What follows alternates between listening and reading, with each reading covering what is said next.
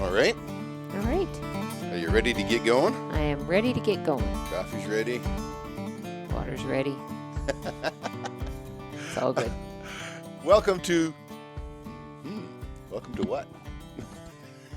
The scuttlebutt. Yeah. Trap. This wasn't adjusted properly. Oh, okay. Yeah. Threw you off. Well, my head's perfect, but the headphones weren't. Of course. That's what happens. Hi, welcome to Scuttlebutt Podcast. I am Rich from Trapping Inc. And I'm Sandi. And we are once again out at our cabin. You betcha here. You're sitting at the kitchen table with us, Yeah. having a cup of Old Smokes coffee. Welcome. Glad that you could join us. It's a Sunday morning. We've already been to church. Anyone who follows our Facebook page, Trapping Inc. TV, will see frequent posts about church out here. For us, it isn't about going to or belonging to a congregation. It's about being grateful for what we have. So that's what we celebrate on Sunday mornings out here. Our congregation is non-denominational and pretty unstructured. Yeah. But when you see a sunset or sunrise like that over top of the lake on the morning before trapping season, Yeah. man, if that ain't church to you, you don't belong. Yeah, exactly. Yeah, right. So anyone who wishes to join us for Sunday morning church, feel free to join in on the Facebook page and be part of our congregation, non-denominational as it is. Yeah, and you don't even have to be here in person. You can just be here in spirit. Absolutely. Absolutely. So we are out. It's just a few days before season opens for 2018-19 trapping season. And we've been... Let's clarify that. It's trapping season for the mustelids, the weasels. So Yes. ermine, mink, marten, fisher, and wolverine open on the 1st of November. Correct. Wolf, coyote, fox, beaver, and muskrat are already open. Correct. So, duly noted.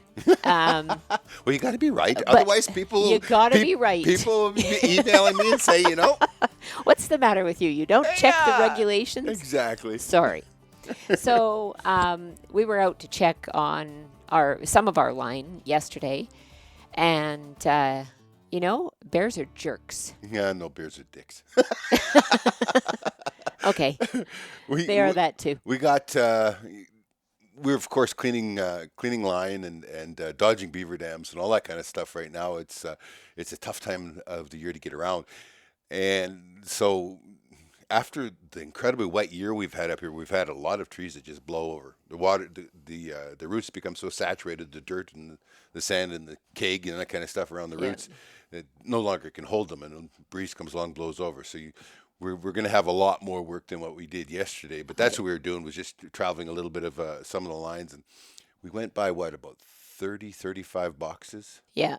And there was only 3 that were still on the tree. And then, and so here's the thing. There's also quad tracks that go by there, and we're wondering, okay, bear or two-legged bear or two-legged skunk? Yeah, two-legged skunk. Yeah. Some of it's a two-legged skunk because it's dead giveaway is when they tear down the ribbon. Yeah. A bear don't give a dang about a ribbon. Not usually, no. Anyway, but there were other sign, like Richard had lost a cover for one of our Rubbermaid containers, and there was bear bite marks in all of that. Oh, yeah. So you knew the bears had been there, but not recently anyway. Yeah, and some of the cases, you move the box and the vegetation is dead under it and that kind of stuff, or never really started to grow. You know that a bear knocked that down a long time ago. Others, when they're knocked down and they tear the clip off the tree and they rip the screen down and give it a fling. Like if a bear pulls on the spring or the screen or whatever and lets go, it drops right there. I've picked up. How many do we pick up? Yeah, all lots. the time. When it's been flung somewhere, I know that was two-legged skunk, and it's so weird because we have very, very, very few people. We're pretty remote. Yeah. And our world is so wet and musky. We don't get many people here, but more than that, it just amazes me why people want to take the time to rip down something that you're working on. And it is illegal to interfere with trapping activities anyway, but I don't understand the motivation. So we'll just leave it at that and say that on our travels, in addition to all the boxes that were ripped down, we found a lot of beaver. Oh my A goodness. lot of beaver Oh out my this goodness. year. Yeah. The if you watch the show, you realize that we cross a couple of beaver dams to get into our cabin, and they are both extremely active this year. Beaver at them, and if I hadn't been so tired the first night in here, I'd have shot a couple of them, and then guess last night I went looking for them, and they were hiding. They knew. Well, that night that you went out, that was Friday night after we got here, and he goes out, and there's beaver just sitting there when he rolled past. Just sat there on the house, watched him go past, and then he turned around and came back, and he sat there and watched him again. And there was muskrats, and there was a mink. You said too, right? On a mink up on the ice. Yeah. What was going on is I was making a trip back out with the Argo and the trailer, and to haul. We had a bunch of water and that kind of stuff to bring in, so it's just easier to make a trip back out. I didn't have a gun with me. That's why. That's why. I was sitting here thinking, why on earth didn't I shoot them? It's right at the end of October, just a few days to November, and our chicken season runs till the 15th of January. Yeah. Now, what I'm calling chicken here are not the Rhode Island Red or anything like that. This is or Prairie Chicken. Nope. That will drive our friend Josh Robinson absolutely mental. Yeah. they have a TV show. On Point Adventures. Yeah, and they do a lot of bird hunting and that. He trains dogs. He's got beautiful GSPs, and they train dogs and they have quite a bit of enjoyment time. But he's from the east, and it drives him crazy that we would call grouse chickens. And that's all they've ever been. And one of his partners in the show, Charlene, she's from here, from the west, and they're all chickens to her too. Yeah, exactly. So it drives him up the wall. But we had one of these gong shows where it's been a while since we've been out here. I mean, it's the first time since chicken season opened on the 1st of September. So we were, the list of things that need to be done before you get out here, and one of them was to buy a chicken license. Right? Well, and in fairness to you, I was gone the entire week. I got home Friday afternoon, and I didn't hardly have time to choke down a bite of late lunch, before we jumped in the truck and came out here. So he's been packing and organizing and doing everything all by himself while I've been away. Qualifying for sainthood? Yeah. I'm qualifying, yeah. Okay. Yeah, I wouldn't go that far. When all the girls get together and they drink coffee and beer and wine and complain about their husbands, she calls me Saint Richard. True story. It was once a true story that I did brag that way. Why are you retracting here? Are you trying to qualify this? Come on now. Sainthood. Hey, you guys, there's people who are better with formalized religion than I am, but sainthood once installed cannot be revoked, can it? Huh? It's a man thing. I don't know. Anyway, I do really appreciate it, because otherwise it would have taken another few hours of organization and whatnot. So the fact that you forgot to buy a chicken license wasn't the end of the world, because now we can buy them online. That's right. Saturday morning before we took off, he buys it online, and we're all good. It was Saturday afternoon. Oh, was it Saturday afternoon? Yeah, we wasn't like we got going very early. No, that's true. Somehow I put the flannel sheets on the bed when we got here, and I was out like a light. I sleep really well here. Well, you'd been in Tirana all week, so. Tirana. Yeah. There is nothing like coming to the trapline to make you realize how much you don't really appreciate a life in Tirana. Oh my God. Yeah. For our folks listening from the U.S., we're talking about Toronto. Toronto, Ontario. Yeah. And to be very fair, we've got lots of listeners, watchers, people that are from the Toronto area, and that's not this at all. It's just being in the downtown and people and traffic, and we're not big city people. We don't think much more any better of Edmonton or Calgary either. So. Or Vancouver for that matter. Yeah. Anyway, suffice it to say, I'm very glad to be home, and specifically back to the cabin this weekend, which we've been missing for the last several weekends. Oh, right? Everything is just has conspired, and everything's piled one on top of the other, and it just not worked out. But it's worse. The chicken saga that we are trying to dance all around here. It's worse. I finally get a license spot, which is wonderful because I can do it on my phone. We can do it online. We have great great coverage out here, cell phone and Wi-Fi boost. But then we get packed up and Sandy says, "Oh, so you got a license? Yeah, I got a license. What are we going to shoot him with?" We have a 22 Hornet out here. That's it. Which 22 Hornet. Oh, but it gets better. Because I said, I've got the clip. Do you have extra ammunition? Oh, yeah. Yeah. Yeah, I left him in the cabin. Yeah. No, we had lots. It just stayed here. It was lucky though. So we get out there and she's going down the road with me there. She says, "So how are you going to shoot them?" I said, "Well, I guess I'm going to have to head shoot them." And then she laughed and laughed and laughed. That was the most hilarious thing ever. Is that I was going to head shoot these chicken. Well, I went 2 for 3. Yeah, you did. You did really well. We had a wonderful supper. Yeah, we did. It was good. I said, "Here, hold my beer." Yep. Except I don't drink. And normally when we get out here, somebody gets injured, something happens. They're small scuffs and scrapes and whatnot. But I have to tell you that this happened in downtown Toronto at my fancy hotel where... Careful how you hold up that finger. Yeah, I know. I like this. For those who are just listening in, she's holding up her middle finger. Yeah, my middle finger on my left hand. Yeah, I think I'm still going to lose the nail on that because I had a piece of the vanity on the front of the bathroom vanity in my hotel room fell off and smashed my finger. I still can't really explain how that happened. Well, it's just, it was even the furniture there knew that Country Mouse, you don't belong here. Country Mouse goes to the big city. Anyway, that was my week in Toronto, and I'm glad to be home. So you're off there learning how to take over the world, right? Yeah. Yeah. Me and 400 other leaders in the bank, and it was very interesting times, but it was good to see a lot of people that I haven't seen for a couple of years since we did it the last time. One thing I'll point out before anybody sends us hate mail or anything else, it is perfectly legal to shoot the head off a chicken with a center fire rifle in Canada or in Alberta. In Alberta. I don't know about anywhere else in Canada. I know it's legal here. Yeah, okay. So, we got a couple of chickens, and we enjoyed them for dinner last night. It was good. They were wonderful. Yeah. Ruffed grouse, there is nothing that tastes better than that. Yeah. People talk about doing it in a stir fry and all that. I can't believe that you can't just slice them and flour, salt and pepper, and fry them in butter. Oh, that's how we do it. My God. It's very good. It's got such a great flavor. So that's we're out here and we're getting set up for the marten, fisher, weasel, and so Wolverine, on. Yeah. Wolverine. Mink Wolverine. But that doesn't mean that we haven't been trapping because we have.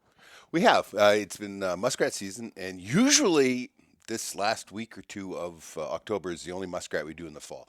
But this year we had I don't know how much snow actually fell on the 11th of September, but we had about 8 inches on the ground. Yeah. 6 to 8 inches on the ground, stayed on the ground. And so when the season rocked over on the 1st of October, it was like I was in full-blown panic because we're not going to get any fall season. Well, we didn't think so anyway.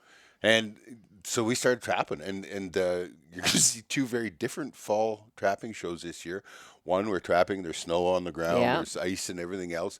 And then weeks later, it's much nicer. It's much nicer, which was a godsend for the farmers. Yeah, it was. Our fans and friends and that farm, they had great crops, but oh my God, up in our area, southern Alberta was very challenged this year for crop production. They had a lot Saskatchewan had some great crops as well. Yeah, but they were just. But anyway, what we know is in our area, and we had just monster crops this year. Yeah.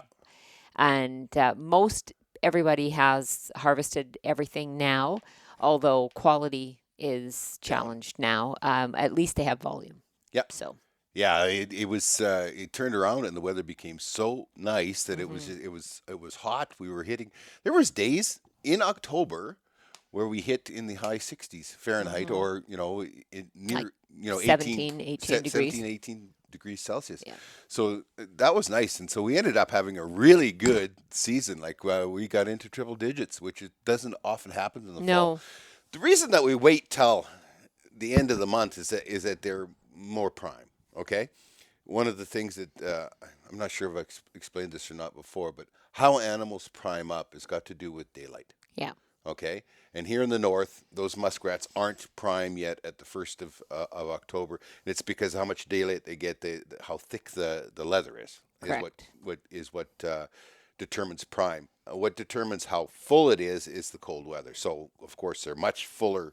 They're both prime and much fuller of a pelt later in the year. So we usually wait as long as we can.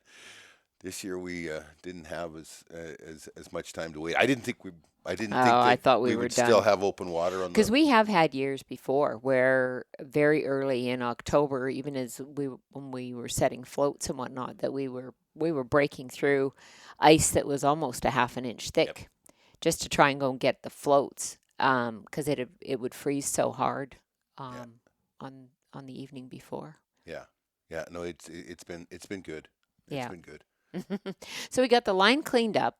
Well, we got a little wee bit. Like I mean, I don't know what did we do yesterday? 20 kilometers. Yeah, I was gonna say. That's not even a tenth of what's got to be done. No, that's true. Okay, so we got to start on the line cleanup, and next weekend when we get out here, it will be season, and we'll be doing both line cleanup and setting up boxes. And I confess that I'm a lot more energetic when I'm setting traps. mm-hmm. So I pound a box back on the tree, and I write down that I need clips and I need screens, bait screens. See, this is what we do. I have my book in front of me, and as he talks, he remembers things so that we don't have to try and remember what was that on the way home, so that I can. We so are clips for what? Clips, for trap clips. You know, I have to build up so I can quick change out. Fast. Oh yes. Mm-hmm. Yeah. Now I lost my train of thought. Where was I going here? Oh, I'm much more. The train has left the station. Yeah. I am much more enthusiastic about trail cleaning and about everything, pounding boxes back up when I'm actually putting a trap and bait in them. It's true. You know, like yesterday, I got pretty lethargic pretty fast. It was. All I kept thinking about was those nice flannel sheets on the bed and how nice it was going to be to crawl in between them again last night. And boy, Oh my sleep gosh. really well out here. Oh my gosh. Yeah. Yeah. But next week we start setting, and things accelerate really fast. Now, what's sunrise now? 8:30, 8:45. I don't know, but we go back an hour next Yeah. Sunday morning. Yeah. Yeah. Um, I wish they would just pick. What does everybody think about time change? yeah. Like, I don't care. You see that meme on internet all the time about, the old Indian says only somebody from the government would cut a foot off the top of the blanket, sew it on the bottom, and say the blanket was longer. Yeah. I don't care whether we stay at daylight savings or stay at standard, but stay at something. Yeah. I don't think there's any reason to change anymore. The world has gone and grown well beyond. Well, each But- province to the east and to the west of us are on a different time zone anyway. Yeah. The argument that we need to synchronize for some reason, synchronize to stay an hour apart or whatever, I don't know. It just doesn't make any sense to me. But It's a deep conversation. yeah. So I mean, our daylight is shortened up anyway. Yeah. Put it that way. Our daylight is shortened up, and things are priming up fast. There was a muskrat swimming by this morning. I was down taking pictures at the lake of that, and a muskrat swimming by, and he was bumping into the ice in the semi darkness, and then he'd have to go out and around. And Yeah. you can tell that they're going to be getting primed now with the reduction of light. Yeah, exactly. And then, we have all kinds of interesting things that we do around the cabin that we just sort of bump into here and there. Fun at the cabin is while we're cooking breakfast today, all of a sudden, the fact that the stove hasn't been level for 5 years. No, the cabin moves up and down. The cabin moves up and down with water levels and with frost levels and stuff like that. But you know how it is. You always think about something and you try and carry this mental list in your head. And as I get older, that mental list lasts about as long as I'm saying it, because then it's gone. If I don't write it down, it never happens. So this morning, I'm trying to fry potatoes this morning and sausages, and the oil is all pooling to the back of the. So you got to keep turning the frying pan around, right, so that the oil keeps cooking. Mm-hmm. It hit my RFN button to fix it. Right, flipping now. Yeah. So while we're cooking breakfast, we are leveling the stove. It was Best like I time- expected to wear those sausages. Oh, come on. Oh, come on. And she will easily forget that next June I'll have to take the shim out because it'll have moved the other way. But she'll tell you it's been 5 years. Yeah, 5 years on the honeydew list there. And then there's the cabin heater. So this, you know, so out where we are, there are 3 cabins on this little piece of turf. Yeah. And one is the skinning shack and our storage where we keep all of our traps and all the stuff. And then one is the main cabin. And when we bought this place, there was another cabin here. And there is a propane heater in there that's kind of a unique little situation, right? It doesn't require power. Yeah, it's kind of neat. It's called it's a Williams direct vent furnace, and I have no experience with this stuff at all. None. And what happens is it doesn't need electricity, which is really cool. Yeah. Because that wouldn't do you any good because our electricity out here is generator, and that's it. So when you fire it up, it not only draws air in through the vent, it pushes the exhaust back out, so you're not worrying about carbon monoxide inside the building, and you're not worrying about losing, about negative pressuring the cabin. Right. It's pretty damn cool that way. It is cool. So right now it's in the cabin that we don't use, and we're trying to figure out how it works. Yeah. And whether or not it probably needs to be serviced because nothing's happened with it for 5 years. So we're actually thinking that we're maybe going to cut a hole in the cabin wall and put it in here at some point. But what we're really looking for is just something that will keep it above zero in here. That's so all when we we want. come out here and it's minus 30, minus 40 degrees, that it won't take, 12 hours or 24 hours to warm things up. And even now, when it's 0, -4, it was overnight last night, that chill just permeates everything, and you've got to wear slippers or extra socks or something on the floor Oh, my goodness. Oh, it's terrible. Poor princess. Hey, you have slippers. Don't poor princess me. I do not. Men don't have slippers. He has slippers. We have investigated so many things. I've investigated solar, and I've investigated a windmill and all that kind of stuff to generate power. We just want to keep it zero here while we're gone, and then we burn wood when we get here. Yeah. And we're not looking to use it as a main source of heat. Maybe tell those pups to go lay down before they bang into that. Yeah. On your beds, boys. The dogs are wandering around the camera here. So yeah. That's all we want to do is just keep it above freezing, just so that we start out because when we get here and it's 30 below, the only thing that is liquid, not even oil is liquid at that temperature. Ketchup is. What's up with that? That is your cue not to eat ketchup. I'm guessing, if it's still liquid at that temperature, you shouldn't be eating it. So I've went through all these explorations, and it's like $40,000 has been the price because we're so far north that solar is a waste of time, basically. Mm-hmm. That's what everybody's telling me. Yeah. And even like the difference between where we are north here and Lethbridge, Lethbridge, Alberta, is right on the border between Alberta and Montana. We get 20% less daylight in wintertime up here. 20%. Than they do. Yeah. And even down there, for them to be marginal with solar, and when I'm talking about marginal, they're talking of productive percentages below 20%. Okay, they have to track the sun. Yeah. Okay, that means they have a setup on there. It's using power to actually move their solar cell and that to track the sun in order to maximize the production they get. So I've looked at that and a wind generator turbine kind of thing, and it would be a combination of the two, and I would need a huge bank of batteries, which have to be kept heated. Mm-hmm. Well, how does that work then? Yeah. If I get a big snowstorm and it covers my solar panels, and let me tell you that happens. Oh yeah, and no wind, so now I'm not generating whatsoever. Those batteries freeze, and then what? And we were talking $40,000 to do this, so it just wasn't feasible. So we're trying to find some economical technology that'll work for us out here, and And so I think that this particular little unit, while it won't be our main source of heat, hopefully it can at least keep it a little bit warmer in here so that we're not in quite such a deficit when we get out here in the middle of winter. Well, what I've done is I couldn't get it to go for the longest time, and so then I didn't. So we called it, and nothing's gone boomy, he says when he comes in the cabin, all proud of himself. Do you know what I know about propane and propane accessories, folks? Nothing. Not much. I even used that line when I went into the propane shop. Turned out I figured out that by tearing it apart and blowing through it, and that the regulator was hooped. Uh-huh. Okay, couldn't get no air through that or gas through that or whatever.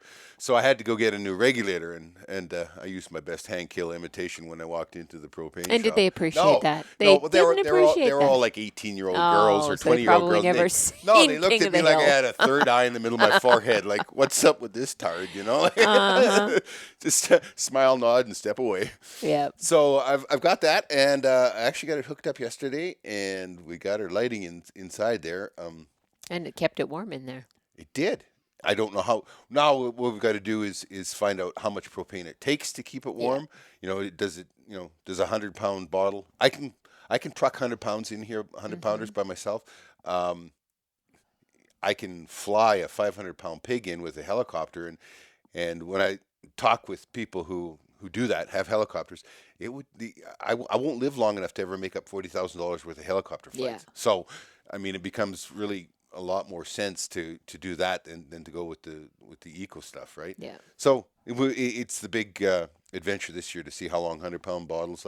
Maybe two 100-pound bottles get you through the winter, and that's fine by me. Pretty inexpensive. Yeah. Yeah. So we have some other big news about our new show that we've put up on Amazon Prime for all of our listeners and viewers in the U.S. Amazon Prime is where we also air Trapping Inc., but we have branded a new show. It's called Married to the Hunt. I think it just fits who we are. We've been doing this a long time together, and we've been married a long time. And whoa. Whoa. What's this big accent on a long time? Well, we have. I think that's something to be really proud of. Our partnership has lasted a lot longer than a lot of people, and I think part of the fun. Well, you know what? I never thought about it. I never thought about it. I guess we've just lived and laughed and loved, and that's been our life. But Married to the Hunt is just really, what it is right now is a collection of all of our previous hunts that we've enjoyed all over the place for the last many years, because we have been doing TV for a long time. Yeah, we've done hunting now for 19, going on 20 years, hunting TV. But none of this was available in the U.S. Yes. Yeah, so I can't go back all the way through the library because we get into SD. That's how long we've been doing TV, is that we have SD. Yeah, you kids that there think about, they started before HDTV. So we go back as far as the HD, which I guess is like 2006. That was New Zealand. That stuff was HD. Yeah. So still, that's 12 years ago. And while we haven't done as much hunting in the last probably 3-4 years, we've been focusing more on Trapping Inc. However, we do have a big adventure coming up to celebrate our 40th anniversary and your big 0 birthday, which will happen when we get home. Oh, dear. Well, we're going back to Africa in end of May, and we'll be there for just about 4 full weeks, which is really going to be spectacular. We're going to have a lot of fun. Think about that. Yeah. Our 40th anniversary, my 60th birthday, adds up to 100. I've been in purgatory a long time. Hey, now. You know what? It's special that I have spent more time in my life with you than without you. Yeah. I know. We're pretty lucky. Yeah. We are pretty lucky. And just to preface this upcoming trip, we're going back with our good friend Guy Swart and Wild Horizon out of South Africa. And we're going with some friends, which will be a little unique for us because we're not group travelers. We're No. really kind of independent. And our friends have also been with Guy a couple of times, and it kind of started with us going and having visits over a bottle of wine and a campfire here and there, and we enjoy their company, and apparently they enjoy ours because they'd like to come with us. So we're going to start out with a little tourism first. Yep. And then we're going to get into the hunting part of it, but we intend to film it all and have some good fun. This is what 40 years of being with me has taught her, is if she's going to get any tourism in, it's got to be before the hunting. Because it never happens after the hunting. Nope, it doesn't. But there's some really cool stuff that we're going to do before we start hunting. And we're going to be really lucky because we're going to go into the Kalahari, which is the Kalahari Desert actually borders or is on both sides of the northern border of South Africa and the southern border of Namibia. Yeah. And we're not going into Namibia. We're going to be in South Africa. It's such a beautiful place. That red sand is really so cool. incredible. Yeah. Yeah, and it gets hot there. So that's why we're going in June. A lot of people, we've been there the first 2 weeks of June, so this is our first trip to Africa, and we had some friends that are South Africans, and she tried to tell me that I was going to be really cold, and I just sort of sloughed it all off and said, no. She didn't even take a coat. Don't you worry. I'm a very tough Alberta girl. I can handle this. And I forgot a coat. I didn't just purposely not bring take one. a coat. But he had 2 coats. So. No, I didn't. I had no coats. And then here was Sandi wearing this double XL coat and Rich freezing in blue. So anyway, I'm taking a coat this time. Damn straight you are. So it is obviously the southern hemisphere in South Africa, and the seasons are reversed there, but I just didn't think it would get that cold. But here's the thing, is that they don't have any central heating in their homes there. And so whatever the temperature is outside is very similar temperature inside when you go to bed at night and when you get up in the morning. And it's somewhat chilly because, we can get an inch of ice. Well, we were at 5,000 feet. Yeah, we were where 5,000 we feet. were up at the farm, it was higher in elevation for sure. Yeah. But anyway, there was ice on the ponds and everything in the morning, but by mid-afternoon it's 20 degrees. So it's it's quite a difference in temperature and anyway. So I'm taking a coat this time. Yeah, you are. Yeah.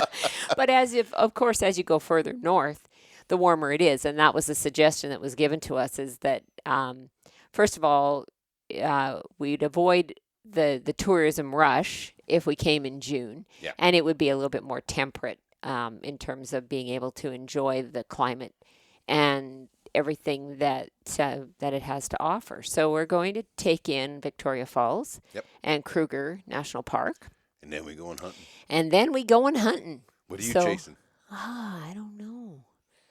I really haven't made my list up yet. What about you? Well, I know that I'm going to go climb a mountain there. I'm going to go shoot an oudad. An oudad. For sure. I want to do a caracal. Mm-hmm. I have spent a lot of time chasing caracal over there, and it's just never been. And now everybody always comes home with they turned around, stumbled, fell down, and there was a caracal there. They landed on a caracal and killed it. And I laid on top of the cap rocks one day for how many hours? Oh, and there I know. was ice around. Yeah, it got cold. Waiting for that cat to come in. I mean, we seen him out there a long ways, but it was 700 yards out. So not a buff? No, I don't want a buff. No? I don't want a buff. It costs a lot of money, and we could do so much more. Well, there's a lot of time too, right? Yeah, it's not just like they say to put 10 days aside if you're going to hunt a buff. And I mean, and it's the same thing with leopard. Leopard is the one of the big 5 that I would like to hunt, but that's 10 to 14 days. Yeah. And we just don't have that kind of time in our life. We're just so busy doing other things. So what about, I heard you say once before about Lord Derby Lord Elan? Derby Elan? You want to remortgage the house? Oh. Not really. There you go. Plus, you got to go a really bad place for that. Where Oh, do it's you? not really friendly to people of our shade. Ah, But fair enough. it's yeah, there's a fair bit of turmoil there. So Yeah. the way it goes, I want when we go back to the Kalahari, I want to shoot a hemspock this time. You Yeah. did last I time, did. and I Yeah. really want to. That was a very fun hunt. I've got that Yeah. custom Rocky Mountain 308 that I'm gonna. I Yeah. wanna So pound what are in. we taking for guns over there? I'm taking a 308 for sure, and I'm not sure what the small gun is. That's gonna be our big gun. Is the Ah, 308. Because I think a hemspock's about as big as we're gonna shoot. probably. Um, the small gun might be a 223, or it might be the 260 AI. Oh, okay. Something for Caracal and Jackal, and Yeah. I wouldn't mind shooting a hyena too. Oh, well, don't know where we find that, but I guess Guy will know. Guy will know. He's the man. Anyway, we have a lot of fun, and this was all about that we got so lost talking about adventures was to check out. You can get to it from our landing page on Amazon Prime. We now have a landing page, That's a good thing. and you can check out Married to the Hunt and see about all the other things that we've done in our 40 years together. Yeah, well, in the last dozen years together anyway. So it's good. So we'll bring you more of those adventures, and we'll talk more about that as time goes on here too, just as we get ready to go, and some of the things that are on our list, and where we intend to hunt them, and So now let's go to the current affairs part of the show. the current affairs. Yes. So as we said, it's the end of October, and recently in the news, there's been a video that's hit. Not even recently in the news. I think it showed up on my Facebook feed on Thursday. I was absolutely inundated. Like everybody that found it sent me links to it and all. What it is a town of Whitecourt, which is about 2 hours south of us. Yeah. So they're south of us, and not very far from Edmonton, really, and like 125 kilometers from Edmonton. Yeah, so something like 100 that. miles from, not even 100 miles from Edmonton.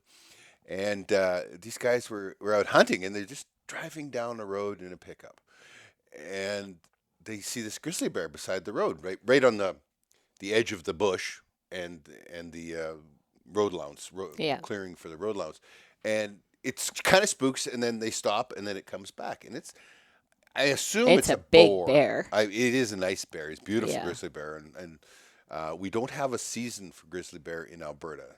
Anymore. Yeah, it's been one of those very controversial things, and now it turns out there's been shenanigans on behalf of the grizzly bear count, and there's far more grizzly bear than there were. I do know that they are becoming a problem. Yeah, I mean, they we're are. getting a lot of predation by grizzly bear, and we're having they're having an immense amount of impact on ungulate populations and that kind of stuff.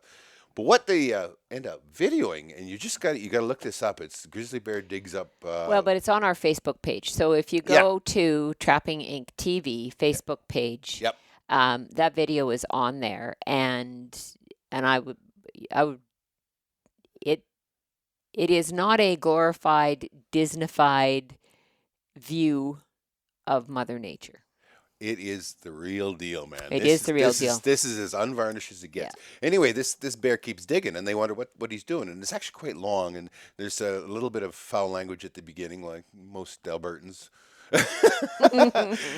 Speak for yourself now. Yeah. I know. So eventually, all of a sudden, as he's digging around in that, you see him jump back in it, and this paw waves up, and it's like you realize that he's digging at a bear. Yeah. Okay. This is the reality, folks. Grizzly only den up in the wintertime when the weather's really bad. So as far north as we are, they will den for most of the winter because the snow gets really thick and they can't find anything to eat. They will den up. But there's a lot of places along the eastern slopes of the Rockies and that where they might only den for a couple weeks when weather's bad, and then when Chinook blows in, it warms up. Chinook, the definition of that is global warming for For Leonardo DiCaprio. Yeah. When a Chinook blows in, which is a warm wind, melts a bunch of snow and that, then the grizzlies will come back out again. One of the biggest sources of food they have that time of the year there's two sources really. There's avalanche victims, not people, like animals get caught in avalanches as well as people. Yeah. Don't be an avalanche victim. Yeah, don't be an idiot on a snowmobile. So that's one of the places that they go for food. The other thing is they hunt black bear. And I've up here in the here I've seen where both grizzly and I've seen where wolves have dug black bear out in the wintertime. Hmm. What happens when you have a crazy fall like we've just had, where it got cold and our leaves left early? The black bear stay out, Hmm. and in order for a black bear to be really most protected as possible from grizzlies hunting them, is they have to be in that den before the last leaves fall, because the smell of those leaves cover their smell. Right. Right, the respiration and everything is so slow when they're hibernating that it doesn't create a lot of odor. But now we've had this very long. We're now at A really protracted fall, probably 4 or 5 weeks since the leaves fell. I would say. Yeah. Yeah, and the black bear are still out. Well, Yeah. now they've been, because it's the time of the year and the daylight affects them as far as hibernation and that as well. They are going back and forth to their den, and lots of times they end up making big balls of grass that they take into their den and that kind of stuff. But they're leaving a lot of scent around. So Yeah. this That's how grizzly, this grizzly yeah, found yeah. these bears, we surmise anyway. So he goes in there, he digs it out, and eventually it turns out uh, one of the you don't know this as it happens, but you're watching this all live action. It Hmm. is very graphic. The one bear comes shooting out there and runs off. Well, the grizzly chases it, and all of a sudden you hear the cub screaming. Yeah. And it turns out it's a cub, because then mom pops out of the den, takes off running the other direction, and then two more cubs pop out. Now they're all 2-year-old cubs, which is unusual that they would be with her, denning with her one more time. Yeah. Usually they're kicked out sometime in the summer, Hmm. because she will have bred again. She'll have been bred in June, so Yeah. usually they're kicked out and they don't travel with her anymore at that point.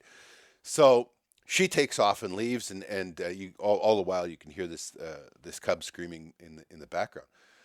Well, the things that have blown up over that, all Yeah. of these people who are so and Uninformed. uninformed and are so anti against trapping and hunting and that, and they're, well, somebody should have thrown a rock at the bear. Somebody should have shot the bear. Yeah. Why did that mother leave that cub? Oh yeah, that was my baby. Look at how the mother ran off and left the babies. Yeah. Listen, folks, I think Disney's probably done a big disservice to wildlife in general, because they Huge disservice. certainly have attached human qualities to animals that doesn't exist. And you watch something like this, and it's very apparent that Mother Nature isn't just some blue-haired granny handing out cookies. No, no. Um, The only thing that mother understood was the absolute most primal instinct of fight or flight. Survival. She could not fight the bear, so Yeah. she ran. So she And ran. and when you listen to that bear scream, and people saying, "Oh, it must be up a tree bawling," and that, no, I've heard a lot of bear die Yeah. over the years hunting, and that I've heard a lot of bear die, and there is nothing pretty about it. But what people don't understand is that most predators eat stuff alive or semi-alive. If it's dead, it's because it's lost enough blood. Yeah. They start eating as soon as the animal no longer can get away. Yeah. Okay, and you can go out there. You can search on YouTube. There's one where an elk calf gets ate by a bear. It goes on for half an hour, Well, and then three-quarters there's, of an isn't hour. it wolves, or is it coyotes that are eating a deer that's on an ice floe? Or Yeah, yeah. yeah, And as long as that animal isn't trying to get away, they start eating. That's yeah, just reality. People attributing uh, human qualities of kindness or cruelty or anything like that. it doesn't exist in the animal world. These animals are not sentient beings. Yeah, They are just animals, and everything they do is based on instinct. Even your dog, when your dog looks at you, more often your dog gets a learned response that if mm-hmm, you say, "Oh, good boy," and pet it on the head, so he wags his tail, he's looking for a bone or whatever. He's mm-hmm. he's become conditioned for that response. I find it amazing that how many people became haters of that grizzly bear. Because he was just doing what he does.